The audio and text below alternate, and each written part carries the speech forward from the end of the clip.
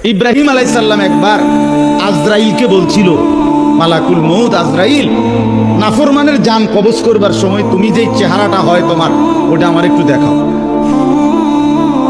মালাকুল মউত আজরাইল বলছিল, হে আল্লাহর নবী, কসম আপনি এটা দেখতে চাইেন না, আপনি সহ্য করতে পারতেন।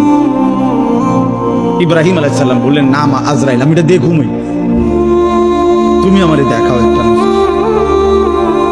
মালাকুল মউত আজরাইল কোন পাপী ব্যক্তির জান কবজের সময় যে বিভৎস কুৎসিত আকৃতি ধারণ করে, আল্লাহর কসম ওই আকৃতি যখন ধারণ করছেন ইব্রাহিমের সামনে, ইব্রাহিম নবী সাল্লাল্লাহু আলাইহি সাল্লাম একটা চিৎকার মাইরা বেহুশ হয়ে গেছে। আমি চললাম আমার রবের পথে, তিনি আমাকে পথ দেখাবেন। এই আয়াতটা খুবই মনে শান্তিদায়ক আয়াত। জীবন অনেক কিছু হয়ে যাবে, কিন্তু এই আয়াতটা যদি তেলাওয়াত করতে পারেন ভিতরে ভিতরে, আল্লাহকে পাবেন। ইন্নী যাহিবুন ইলা রাব্বি সায়াহদিন, আমি ছুটলাম, আমি চললাম আমার রবের দিকে, তিনি আমাকে পথ দেখাবেন।